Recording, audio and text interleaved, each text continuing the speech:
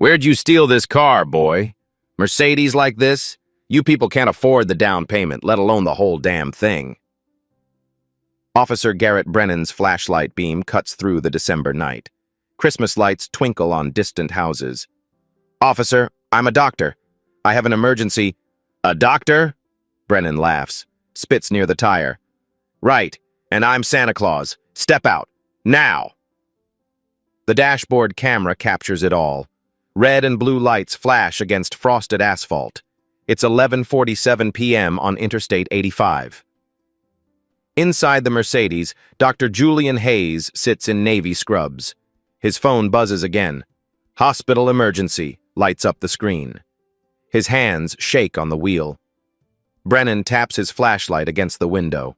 Metal on glass. Hard. Harder. I said, out, boy. Or do I need to drag you? What Brennan didn't know, the woman dying in that hospital would make him regret every word. 6 hours earlier, the hallways of Memorial Grace Hospital smell like antiseptic and hope. Julian Hayes walks past the cardiology wing at 6:30 p.m. His navy scrubs are crisp. His white coat bears his name in embroidered letters. A nurse waves from the station. Good evening, Dr. Hayes. He smiles, returns the greeting. His footsteps echo against polished floors. In the cardiac ICU, a family waits. The mother clutches a tissue. Their daughter, 23, recovering from emergency valve replacement, sleeps peacefully behind the glass. Dr. Hayes, thank you for saving our girl. Julian shakes the father's hand. She's strong. She'll make a full recovery. This is the part of medicine that textbooks don't teach. The gratitude, the tears, the relieved embraces. He's been doing this for 18 years. Harvard Medical School class of 2007. Chief of Cardiovascular Surgery since 2019. Over 2,000 successful surgeries. His hands have restarted hearts that had given up. The residents trail behind him during evening rounds. Dr. Sarah Kim asks about the patient's ejection fraction. Julian explains patiently. Uses his hands to demonstrate blood flow through damaged valves. Think of it like plumbing. Find the leak, fix the leak, restore the flow. They laugh, take notes. The hospital administrator catches him near the elevators. Julian, that transplant case last month, Medical Journal of Cardiology wants to feature it. Tell them I'll review the draft this weekend. Julian doesn't do it for recognition. He does it because a 14-year-old boy in Baltimore once told him, I've never seen a black doctor before. He does it because representation matters. At 7:15 p.m., he changes in the physician's locker room. Trades scrubs for jeans and a sweater. December in Atlanta means unpredictable weather. Tonight, it's cold. Christmas is 8 days away. His phone shows texts from his wife, Sarah. Emma wants help with her science project. Marcus is asking about the Falcons game. He types back, home in 20 minutes. His Mercedes sits in the physician's parking lot. Level 3, spot 47, reserved. His medical bag sits in the trunk, always packed. Stethoscope, emergency medications, sterile gloves. The hospital ID badge hangs from his rearview mirror. Memorial Grace Hospital, Chief of Cardiovascular Surgery, Dr. Julian Hayes, MD, fax. Home is a brick colonial in Buckhead. Sarah designed it. She's an architect with an eye for clean lines. The Christmas tree glows in the front window. White lights, silver ornaments. Emma meets him at the door. 12 years old, braids, bright smile. Dad, look at my volcano model! Marcus runs from the kitchen, 9 years old, wearing a Falcons jersey. Did you see the game? They eat dinner together. Spaghetti with garlic bread. Emma talks about science class. Marcus debates quarterbacks. Sarah tells a story about a difficult client. Julian listens, laughs, helps with homework, reviews Emma's presentation. At 10:45 p.m., he reads Marcus a chapter from Percy Jackson. The boy's eyes droop. Julian kisses his forehead. He's in bed by 11:15 p.m. Sarah curls against him. "You're on call tonight?" "Yeah, but it's been quiet." His phone sits on the nightstand. Ringer on. Volume high. At 11:32 p.m., it rings. He answers immediately. "Dr. Hayes." Dr. Patricia Carter's voice cuts through. Urgent. "Julian, we have a critical situation. Female, 54, massive cardiac event. Acute coronary dissection. She's coding. We need you now." Julian sits up, fully awake. "Vitals?" "BP dropping. 80/40. She won't survive transport. You're the only cardiac surgeon available." He's already out of bed, grabbing clothes. "I'm 23 miles out, 18 minutes. Julian, hurry, we're losing her." He kisses Sarah quickly. "Be safe. Always." He starts the engine. 11:35 p.m. The roads are empty. He can make it. Interstate 85 North stretches ahead. The Mercedes accelerates. 65. 70. 75. His phone rings again. Dr. Carter. "Julian, she's crashing. We're manually resuscitating. Where are you?" 15 minutes out. She doesn't have 15 minutes. He presses the accelerator. 81 miles per hour. Christmas lights blink from distant houses. His mind runs through the procedure. Coronary dissection. A tear in the artery wall. Life-threatening. Requires immediate surgical repair. Every minute counts. The GPS shows 12 more miles to the hospital exit. Then, in his rear-view mirror, red and blue lights appear. Julian's heart sinks. The flashing lights grow brighter in his mirror. He checks the speedometer. 81 in a 65 zone. 16 over. He calculates quickly. If he pulls over, explains the emergency, shows his credentials, maybe 2 minutes lost, 3 at most. He signals right, pulls onto the shoulder. Gravel crunches under his tires. The patrol car stops behind him. Its spotlight hits his rear window. Blindingly bright. Julian turns on the interior light immediately, place both hands on the steering wheel at 10 and 2. His father taught him this when he was 16. "Son, when you get pulled over, and you will, hands visible, no sudden moves." He was right. Julian's been stopped 11 times in 18 years. His white colleagues? Maybe twice. Ever. The driver's side door of the patrol car opens. Heavy boots on asphalt. 2 officers approach, one on each side of his vehicle. Julian lowers his window before they reach him. Cold December air rushes in. The officer's flashlight beam hits his face. Julian squints but doesn't move his hands. "Well, well, well." The officer's voice drips with contempt. "Another one of you people thinking the speed limit doesn't apply. Where'd you steal this car, boy? Mercedes like this? You people can't afford the down payment, let alone the whole damn thing."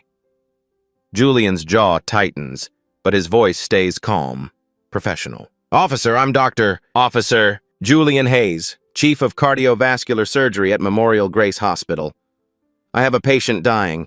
I need to get to the operating room." "A doctor?" Officer Brennan laughs. It's not a friendly sound. "Right.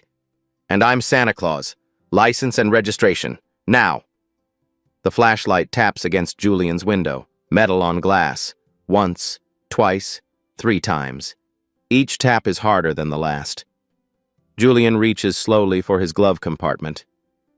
"I'm reaching for my registration, officer." "I can see what you're doing. Hurry up."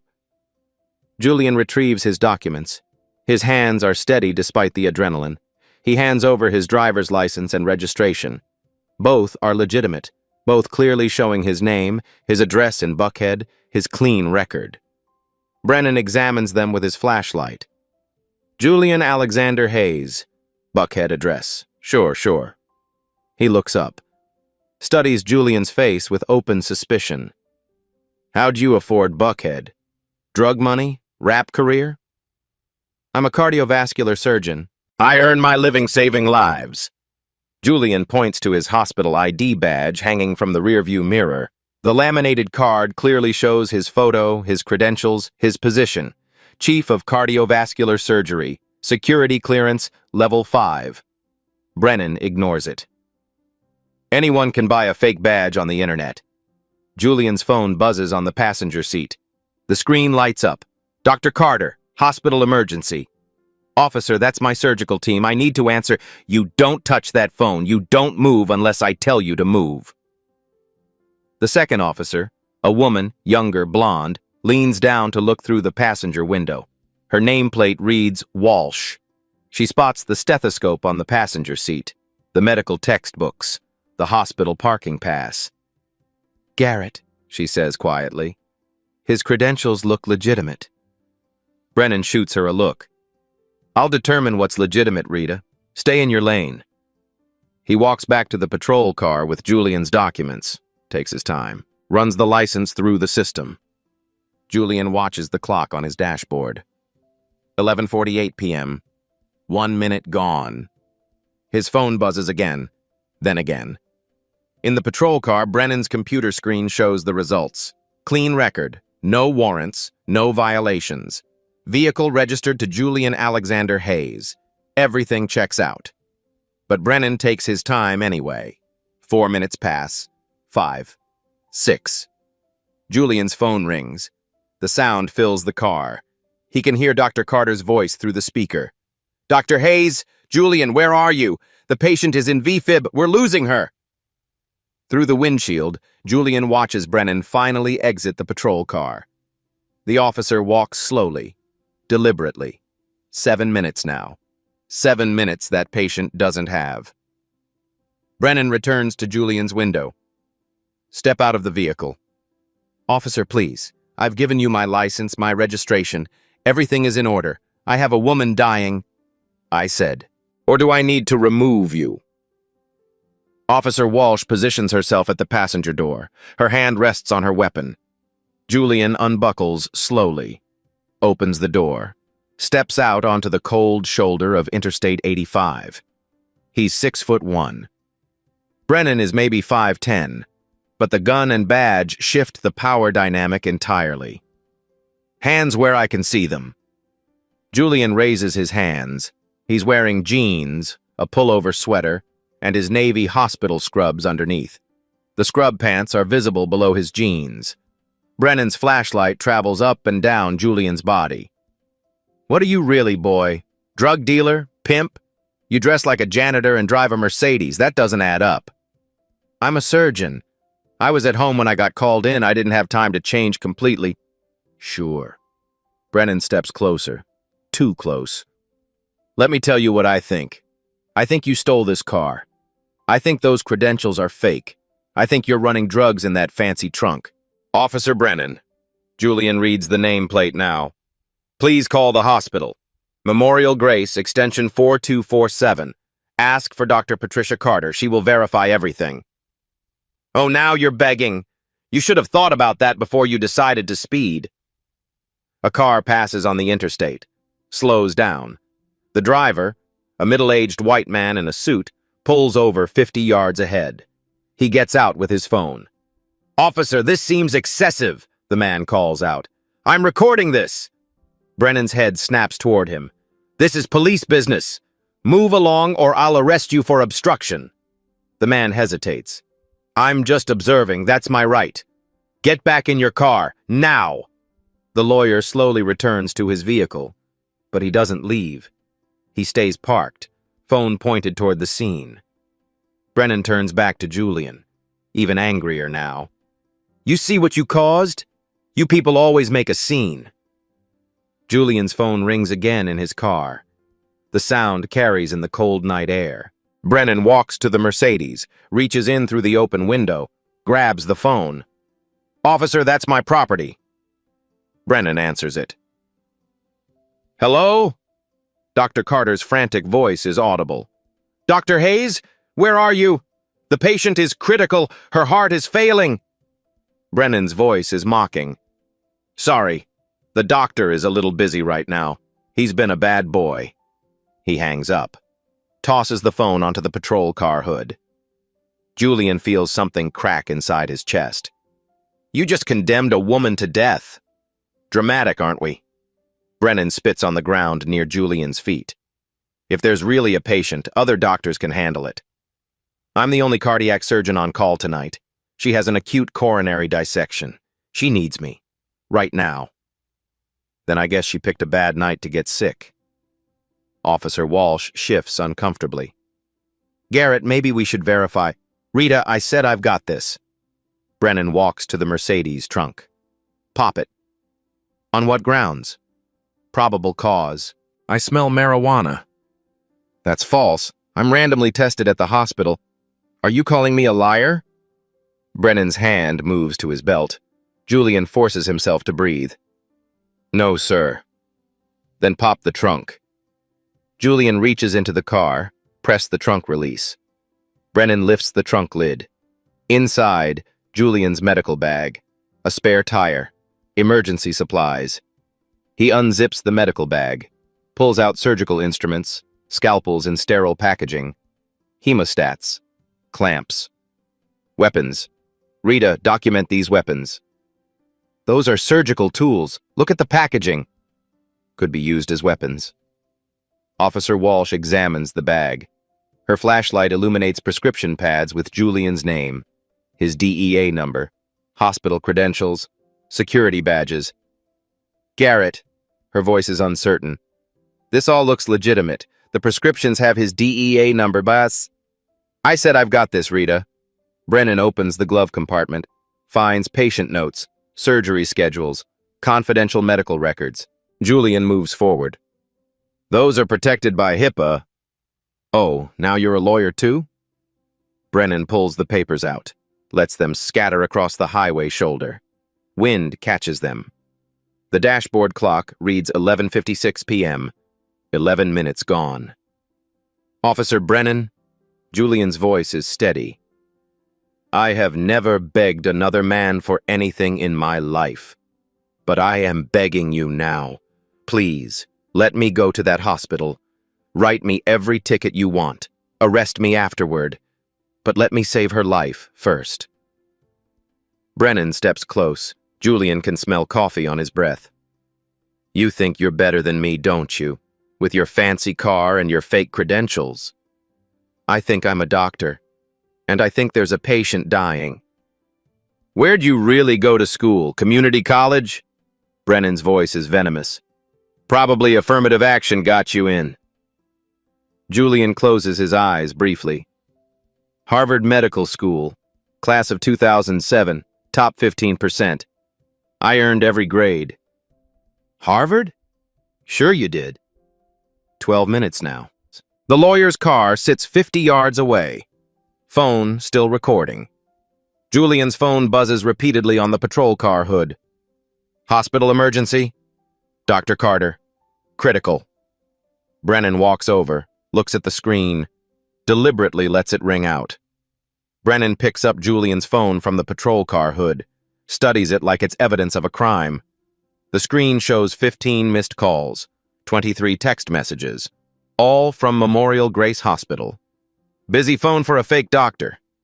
He scrolls through the messages. Julian can see his jaw working, reading, but his expression doesn't change, doesn't soften.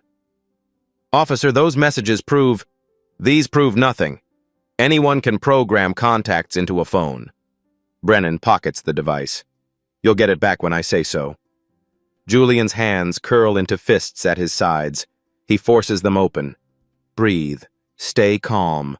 Don't give him a reason. But his mind screams. 14 minutes now, maybe 15. The patient's survival rate drops with every passing second. Coronary dissections don't wait. Hearts don't negotiate. I need to search your vehicle thoroughly. Brennan gestures to Walsh. Rita, come here. We're doing a complete search. Garrett, we already searched the trunk. I said come here. Walsh walks over reluctantly. Her face shows doubt now. Clear, visible doubt. Brennan opens the rear passenger door, leans in, starts pulling everything out. The medical bag again, a blanket, an ice scraper, a reusable shopping bag with protein bars and water bottles. He opens the protein bars, sniffs them. Could be edibles. They're protein bars from Whole Foods. The receipt is in the bag. Whole Foods. Fancy. Brennan tears one open, takes a bite, chews slowly. Tastes normal, but you never know with you people. Julian watches him desecrate his property, eating his food, touching everything with unwashed hands, making a show of power. The dashboard clock reads 11:59 p.m. 16 minutes gone. Brennan finds Julian's gym bag in the back seat, unzips it, pulls out workout clothes, running shoes, a towel that smells like detergent and fabric softener. You work out? Brennan holds up the shoes. These are expensive, $300 at least. How's a janitor afford these? I'm not a janitor, I'm a surgeon, and I run marathons. Marathons? Brennan drops the shoes on the ground, steps on them, grinds his heel. Mud and gravel stick to the white mesh. Oops, Walsh speaks up. Garrett, that's destruction of property. It's called a thorough search, Rita. Maybe if you'd been on the job longer, you'd understand. She falls silent, but her hand trembles slightly near her radio. Brennan moves to the front seat now, opens the center console, finds registration papers, insurance documents, more hospital credentials, a photo of Julian's family, Sarah, Emma, Marcus, all smiling at the beach. He holds up the photo. Nice family. They know you're out here lying to cops? They know I'm trying to save a life.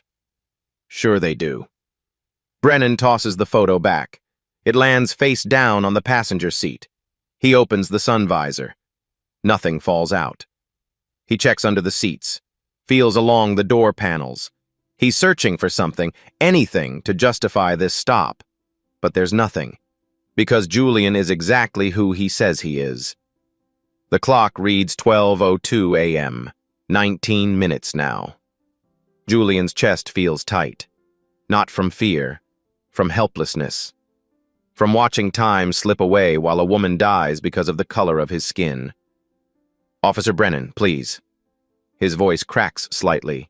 He hates himself for it. Every minute we stand here, that patient gets closer to death. Her family is waiting. They don't know if she'll survive. I'm the only one who can help her. Then you should have left earlier. Should have driven the speed limit. I was called in emergently. 16 miles over the limit in an empty highway to save a life. The law is the law. Doesn't matter why you broke it. Brennan slams the car door. Unless you think you're above the law? Is that it? You think because you claim to be a doctor, rules don't apply? I think context matters. I think humanity matters. Humanity? Brennan laughs, cold, sharp. You people always play that card, always looking for special treatment. Walsh steps forward. Garrett, I think we should... Shut up, Rita. Brennan doesn't even look at her. One more word and you're written up for insubordination. She steps back, but she pulls out her phone, starts typing something. Julian catches her eye briefly. She looks away quickly. Brennan circles Mercedes like a predator, running his hand along the paint. Nice car. Real nice. Probably costs more than I make in a year. Must be nice being a fake doctor. Drug money buys a lot. I don't sell drugs. I don't use drugs. I save lives. Julian's voice rises despite himself. I perform open-heart surgery. I've done over 2,000 procedures. I've restarted hearts that stopped beating. I've given fathers back to daughters, mothers back to sons. Big talk for someone on the side of the road. Big talk? A woman is dying. Her name is... Julian stops. He doesn't know her name yet. He never made it to the hospital to get the full chart. Her name doesn't matter. What matters is she's a human being. She has a family. She deserves to live. Everyone deserves to live. Doesn't mean you get to break the law. 21 minutes now. 22.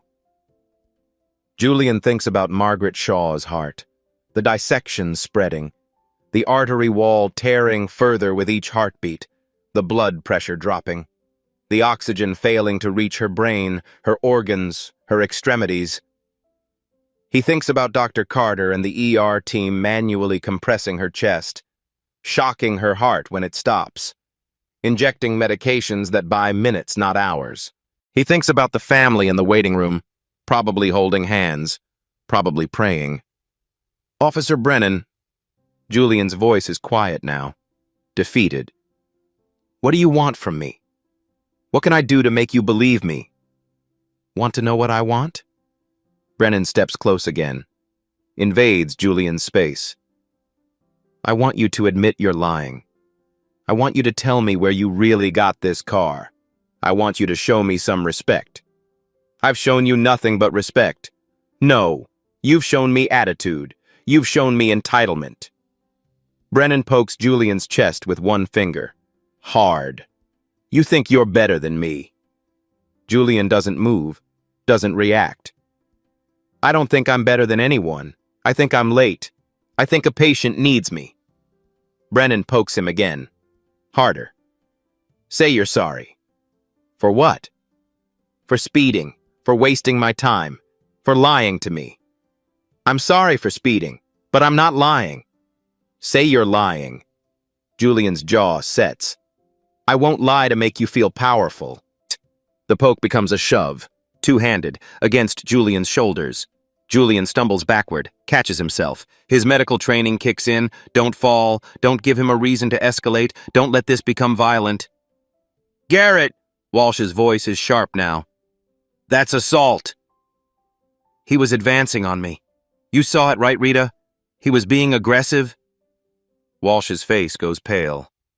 She looks at Julian, looks at Brennan. I saw... You saw him advance, right? She doesn't answer. The lawyer 50 yards away is still recording. His phone camera captures everything. The shove. Walsh's hesitation. Julian standing there with his hands raised, clearly not threatening anyone. Brennan notices the lawyer. His face reddens. I told you to leave! He storms toward the lawyer's car. The man sees him coming, starts his engine, peels out. Tires screech. He's gone in seconds. But the footage isn't. That video is already uploaded, already saved, already evidence. Brennan returns even angrier. You see what you caused? Now I've got some concerned citizens thinking he knows my job. I didn't cause anything. I'm just trying to get to work. Work? Work? Brennan's voice rises. Spittle flies. You don't work. You steal and lie and make excuses. Julian closes his eyes, opens them. What will it take for you to let me go? I already told you, get on your knees. The words hang in the December air, heavy, ugly. Excuse me? You said you were begging, so beg properly, on your knees. Walsh takes a step forward. Garrett, no, this has gone too far. Stay out of this, Rita. I can't stay out of this. This is wrong. Her voice shakes, but she continues. His credentials are legitimate. His story checks out. We've verified his license. We need to let him go. Brennan turns on her. Are you questioning my authority? I'm questioning your judgment. Then you can explain yourself to the captain. You're written up. Effective immediately. Walsh's hand moves to her radio. Maybe we should call the captain right now. Let him decide. Put your hand down. No. She raises the radio. This stop is being documented. Everything you've done here... Brennan lunges for her radio. She pulls back. They struggle briefly. The radio falls, hits the asphalt, cracks. Julian watches. Horror and hope mixing in his chest. This is falling apart. This is becoming something worse. But it's also becoming documented, witnessed, undeniable. The clock reads 12:07 a.m., 24 minutes since he pulled over, 29 minutes since Dr. Carter first called. His phone, still in Brennan's pocket, buzzes. Again and again, relentless. Then, through the darkness, new headlights approach. A different vehicle, slowing down. Not a civilian car. Another police vehicle. Different departments, different jurisdiction. The vehicle pulls up behind Brennan's patrol car. The door opens. A man steps out. Older, salt and pepper hair, captain's bars on his collar. His voice cuts through the chaos. "Officer Brennan, what the hell is going on here?" The new arrival's uniform is different. Atlanta Police Department, not the State Highway Patrol. The bars on his collar catch the flashing lights. Captain. He's older than Brennan, maybe late 50s. His face carries the weight of decades in law enforcement. Lines around his eyes, gray in his closely cropped hair, but his posture is ramrod straight. His voice carries authority that doesn't need volume. "Officer Brennan, I asked you a question." Brennan straightens immediately. The aggressive posture melts into something resembling professionalism. "Sir, routine traffic stop. The subject was speeding, 81 in a 65 zone." "Subject?" The captain's eyes move to Julian. Take in the scrubs visible beneath his jeans. The hospital ID badge is still hanging from the Mercedes rearview mirror. The medical supplies scattered across the shoulder. "Or citizens?" "Sir, he was—" "Answer my question. Subject or citizen?" Brennan swallows. "Citizen, sir." The captain walks toward Julian. His boots crunch on gravel. When he reaches the scattered medical documents, he stops, bends down, picks up a surgery schedule. His flashlight illuminates the header. Memorial Grace Hospital, Department of Cardiovascular Surgery. Chief, Dr. Julian Alexander Hayes, MD, fax. The captain's face changes. Something flickers in his eyes. Recognition, maybe, or concern.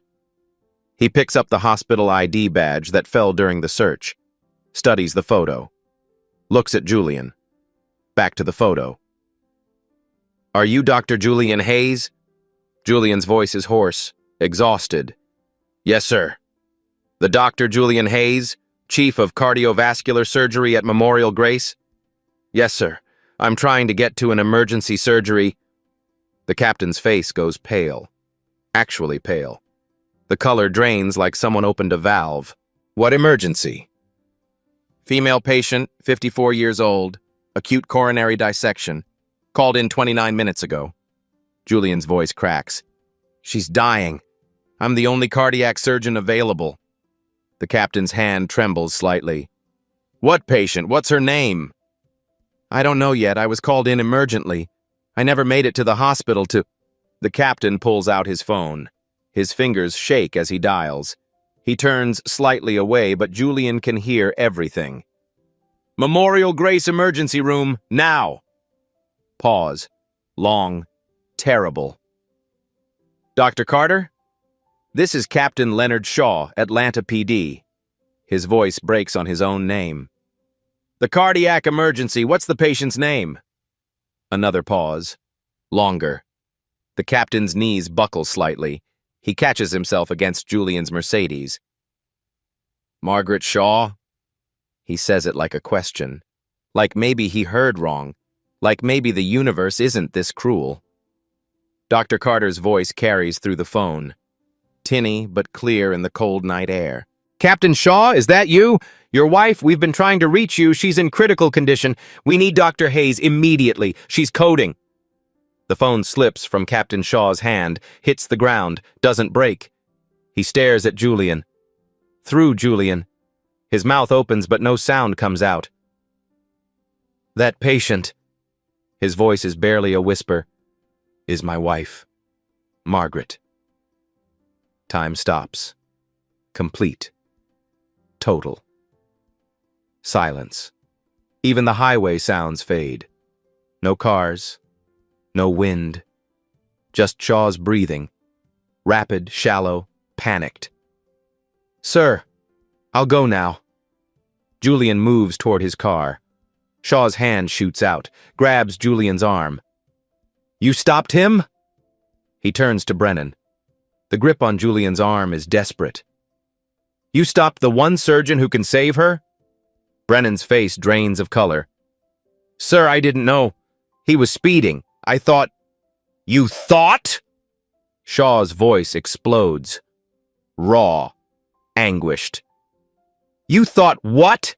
That a black man in scrubs with hospital credentials couldn't be a doctor? He releases Julian, storms toward Brennan, gets in his face. My wife is dying. She's been dying for 30 minutes while you played power games. Captain Shaw, sir, I was following protocol. Protocol? Shaw's voice breaks. Protocol? You racially profiled a decorated surgeon. You denied emergency medical passage. You... He looks back at the scattered medical supplies, the destroyed documents. You physically detained him. Officer Walsh steps forward. Her voice shakes, but she speaks clearly. Captain Shaw, for the record, I advised Officer Brennan multiple times that Dr. Hayes' credentials appeared legitimate. I suggested we verify his story. He refused. He ordered me to stand down. Shaw looks at her, nods once. Noted, Officer Walsh. He turns back to Brennan, reaches out. Badge, weapon, now. Sir, please, I was just doing my job. Your job? Shaw's hand trembles with rage. Your job is to protect and serve. You just killed my... His voice breaks completely. You may have just killed my wife. I didn't mean, hand them over, now. Brennan fumbles with his badge, his weapon, hands them to Shaw with shaking fingers. Shaw turns to Julian. His face is a mask of anguish. Doctor, please, take my car. Sir? Take my vehicle. I'll clear the route. Shaw is already moving, pulling keys from his pocket. All units will know to let you pass. No one will stop you. Julian runs to Shaw's police vehicle. The captain's personal car, an unmarked sedan with department plates. Shaw radio dispatch. His voice is barely controlled. All units, emergency medical escort, black Mercedes, Georgia plates, David Charlie 7842. The driver is Dr. Julian Hayes, Memorial Grace Hospital. Clear all traffic. This is code 3. Anyone who stops him answers to me personally. Julian starts the engine. Shaw leans in the window. Dr. Hayes. His voice cracks. Please, save her. I know what I cost you, what he cost you, but please. I'll do everything I can, Captain. She's all I have. Julian sees it in Shaw's eyes. The fear, the guilt, the desperate hope. I'll save her, sir. The tires screech as Julian accelerates. The police radio crackles to life, multiple units responding. 10-4, Captain. The route is clear. In the rearview mirror, Julian sees Shaw turn on Brennan, sees the captain's finger jabbing. His mouth moved. Angry. Devastating. Then the scene disappears as Julian speeds toward Memorial Grace Hospital. The dashboard clock reads 12:14 a.m., 32 minutes since Dr. Carter first called, 32 minutes that Margaret Shaw didn't have to spare. The emergency room entrance blazes with light. Julian abandons Captain Shaw's vehicle in the ambulance bay, leaves the keys in the ignition, engine running. Dr. Patricia Carter meets him at the automatic doors. She's already in surgical scrubs, mask hanging around her neck. Her face shows the strain of the last 32 minutes. Julian, thank God, she's in the OR. We've been manually resuscitating. She coded 3 times. They run together through the corridors. Their footsteps echo off linoleum floors, past waiting rooms, past the cafeteria, past everything that doesn't matter. Vitals? Blood pressure 70/30, heart rate irregular. We've got her on maximum pressors, but she's failing, Julian. Fast. They reach the surgical wing. Julian pushes through the scrub room doors, turns on the water. Hot. Sterile. His hands move automatically. Soap, scrub, rinse. 20 years of muscle memory. Dr. Carter talks while he scrubs. Acute coronary dissection. Ascending aorta. The tears are extensive. It's spreading. Team ready? Everyone's in place. Anesthesia standing by. We're just waiting for you. Julian dries his hands, backs through the OR doors. A nurse helps him into his surgical gown. Gloves, mask, cap. The operating room is controlled chaos. Monitors beeping, machines humming. 6 people moving with precision. On the table lies Margaret Shaw, intubated, lines running from both arms. Her chest was already prepped and draped. Julian steps to the table, looks at the monitors. His trained eye reads everything instantly. She's dying, right now, in front of him. Scalpel. The nurse places it in his hand. Cool, familiar, an extension of his will. Starting now, monitor her closely. He makes the first incision. Clean, confident, no hesitation. The surgery takes 2 hours and 47 minutes. Every second is a battle. Margaret Shaw's heart stops twice more. Julian shocks it back, commands the room like a general, calm, precise, unwavering. Clamp here, suction, I need better visualization. BP dropping. Increase the pressors, give me 2 more units. Heart rate's erratic. I see it, almost there, hold steady. His hands work inside her chest cavity, repairing the tear in her aorta, suturing tissue that's tearing itself apart. Fighting against time and biology in the 32 minutes she spent dying while he was detained on a highway. At 2:47 a.m., he steps back. Close her up, she's stable, the anesthesiologist confirms. Vitals are holding, BP 90/60, heart rhythm regularly. Julian strips off his gloves, his gown, walks out of the OR into the scrub room, sits down on the bench. His hands shake now, only now, when it's over, when the adrenaline finally releases its grip. Dr. Carter joins him, sits beside him. You did it, Julian. Barely. But you did. He thinks about those 32 minutes. 32 minutes that could have killed Margaret Shaw. 32 minutes of racial profiling, of power games, of one man's prejudice almost costing a woman her life. Patricia, she's going to make it? Full recovery, thanks to you. Dr. Carter touches his shoulder. Captain Shaw is in the waiting room. He's been there since you arrived. Julian stands. His scrubs are stained with blood. Margaret Shaw's blood. He didn't have time to think about that during surgery. He thinks about it now. He walks to the waiting room. His footsteps are heavy, exhausted. Captain Shaw sits in a plastic chair, his face in his hands, his uniform wrinkled. He looks like he's aged 10 years in 3 hours. When he sees Julian, he stands immediately. His eyes are red, wet. Doctor? Julian stops a few feet away. Your wife is alive. The surgery was successful. She'll recover fully. Shaw's knees buckle. He collapses back into the chair, sobs openly. Doesn't try to hide it. Thank God. Thank you. Thank you. Julian sits down beside him, exhaustion settling into his bones. They sit in silence for a long moment. The waiting room is empty except for them. Fluorescent lights hum overhead. A coffee machine gurgles in the corner. Captain Shaw, your wife was fortunate. We reached her in time, but barely. Shaw looks at him. Because of me. Because of my officer. Because of prejudice. Julian's voice is quiet, not angry, just honest. I'm pulled over 6 times more often than my white colleagues. I'm questioned in hospital corridors despite wearing credentials. I've had parents request different surgeons when they see my face. He pauses. Tonight, I encountered Officer Brennan's racism. But I encounter racism regularly. The difference? Tonight, a life hung in the balance. Shaw wipes his eyes.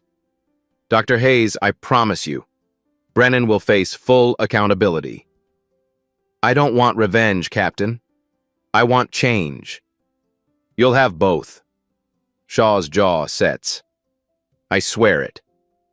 The waiting room doors open. 2 detectives enter. Internal Affairs. Their badges hang from their necks. Shaw stands. "Dr. Hayes, would you be willing to give a statement?" Julian thinks about Marcus and Emma. About every black child who'll grow up facing the same prejudice. About every doctor, lawyer, teacher, professional who'll be questioned because of their skin. "Yes, but first, I need to check on my patient." He walks back toward the ICU, toward Margaret Shaw, toward the life he saved despite everything. Behind him, he hears Shaw talking to the detectives. Officer Garrett Brennan is under investigation for racial profiling, assault, abuse of authority, and reckless endangerment. The words follow Julian down the corridor. Justice begins. Finally. Morning light breaks over Atlanta. The story breaks with it. By 7 a.m., every local news station leads with the same headline: "Surgeon detained while racing to save police captain's wife." The lawyer who filmed the traffic stop uploaded his footage overnight. It goes viral within hours. The video shows everything: Brennan's aggressive stance, his mocking tone, the shove, Julian standing with his hands raised, dignified, non-threatening. The comments section explodes. Thousands, then tens of thousands. This is why we need reform. Imagine dying because a cop couldn't believe a black man was a doctor. By 9 a.m., the hashtag Justice for Dr. Hayes trends nationally. The video has been shared 2 million times. Medical communities respond swiftly. The American College of Surgeons releases a statement. Harvard Medical School posts, "We stand with Dr. Julian Hayes, class of 2007. His professionalism exemplifies the values we instill." 243 physicians sign an open letter in the Atlanta Journal-Constitution. Dr. Hayes' experience is not unique. Black medical professionals face discrimination daily. This ends now. Memorial Grace Hospital holds a press conference at noon. The hospital administrator stands at a podium. Reporters crowd the room. Dr. Julian Hayes is not just an exceptional surgeon. He is a pillar of our community. What happened last night was unconscionable. We demand accountability. Behind the administrator, the entire cardiology department stands in solidarity. Doctors in white coats, nurses in scrubs, united. At Atlanta Police Headquarters, Captain Shaw sits with Internal Affairs detectives. The interview room is small, gray walls, recording equipment running. "Captain Shaw, walk us through what you witnessed." Shaw's voice is steady. "I saw Officer Brennan refuse to verify Dr. Hayes' credentials. I heard him mock the emergency. I saw him physically shove Dr. Hayes while my wife was dying." "Officer Walsh corroborated this?" "Yes. Walsh attempted to intervene multiple times. Brennan ordered her to stand down." "Are you aware of Officer Brennan's complaint history?" Shaw's jaw tightens. 17 civilian complaints, 12 from people of color, all dismissed or downgraded. "Why weren't they investigated properly?" "That's what I intend to find out. My wife almost died because complaints were ignored. That ends today." Officer Rita Walsh sits in an adjacent interview room. Her statement is thorough, damning. Officer Brennan has a pattern. He targets black drivers disproportionately, makes assumptions, escalates unnecessarily. "Why didn't you report this previously?" Walsh looks down. "I was afraid. Afraid of retaliation." She looks up. "But last night a woman almost died. I can't be silent anymore." She provides specifics, dates, incidents, names of other officers who witnessed Brennan's behavior. By afternoon, the State Highway Patrol Commissioner calls an emergency press conference. His face is grave. "We have reviewed Officer Garrett Brennan's record. We have examined the video evidence." He pauses. "Officer Brennan is terminated, effective immediately." Reporters shout questions. "Will there be criminal charges?" "The district attorney's office is reviewing the case." The commissioner continues. "Additionally, All state highway patrol officers will undergo mandatory implicit bias training. Body cameras will be required on all stops. A civilian oversight board will review complaints. The district attorney appears on courthouse steps at 4 p.m. After reviewing the evidence, my office is filing charges against former officer Garrett Brennan. Charges include violation of civil rights under federal law, assault and battery, misconduct in office, and reckless endangerment. If convicted, what's the maximum sentence? Up to 10 years in federal prison.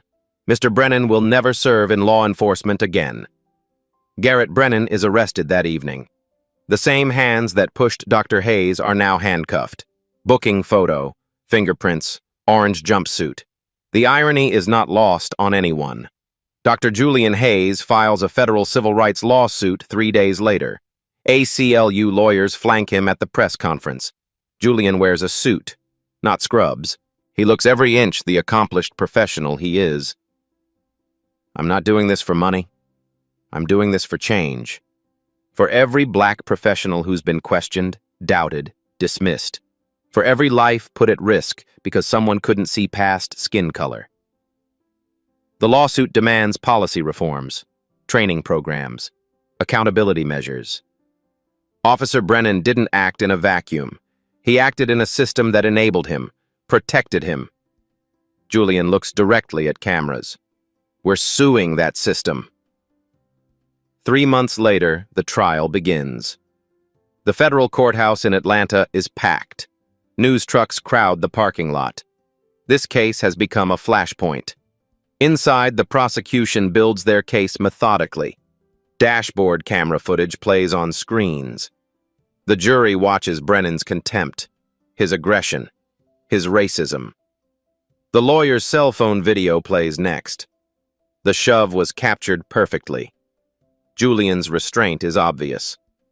Dr. Hayes takes the stand, sworn in, seated. Dr.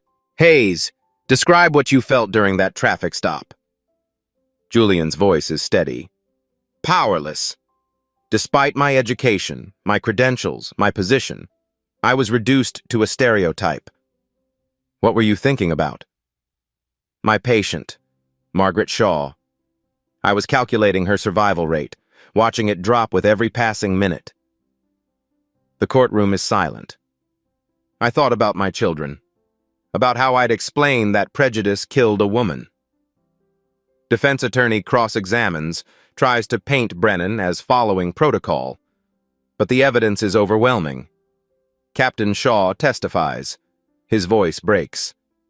Officer Brennan's prejudice almost made my children motherless.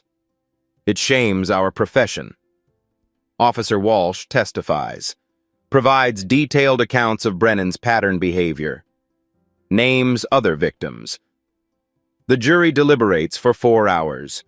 They return with a verdict. On the charge of civil rights violations, how do you find? Guilty. On the charge of assault and battery? Guilty. On the charge of misconduct in office? Guilty. On the charge of reckless endangerment? Guilty. The courtroom erupts in applause. The judge allows it briefly. Sentencing comes 2 weeks later. The judge is a black woman, 60 years old. She addresses Brennan directly. Mr. Brennan, your actions endangered a life. You violated civil rights. You betrayed the public trust. You wielded your badge as a weapon against a man whose only crime was being black and successful. Brennan stands, emotionless. No remorse visible. I sentence you to 18 months in federal prison, followed by 3 years supervised probation. You are permanently barred from law enforcement. You will pay a fine of $75,000 to the Southern Poverty Law Center. She continues. Additionally, I am ordering the State Highway Patrol to implement comprehensive reforms, mandatory bias training, body camera requirements, civilian oversight. The gavel falls. Justice served. Julian sits in the gallery, Sarah beside him. Emma and Marcus stayed home, too young for this. But they'll learn about it someday. Outside the courthouse, Julian speaks to reporters one final time. This verdict doesn't erase what happened. but it sends a message. Prejudice in uniform will not be tolerated. Lives matter more than egos. He walks away with his wife. Camera flashes follow them. But Julian doesn't look back. He's already thinking about tomorrow's surgery. Another life to save. Another chance to prove that excellence transcends prejudice. 6 months later. Memorial Grace Hospital's auditorium is packed. Medical students fill every seat. Residents stand along the walls. This is Grand Rounds, the weekly presentation where senior physicians share complex cases. Today, Dr. Julian Hayes stands at the podium. The screen behind him displays a surgical diagram. Emergency cardiac surgery, the Margaret Shaw case. He walks through the procedure methodically. The coronary dissection, the repair technique, the post-operative care. His voice is calm, professional. The voice of a teacher who's done this 1,000 times. A student raises her hand, young, eager. Dr. Hayes, the chart shows a 32-minute delay before you arrived.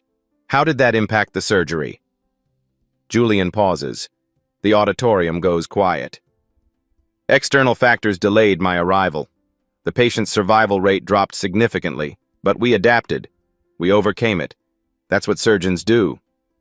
He doesn't elaborate. Doesn't need to. Everyone in this room knows the story.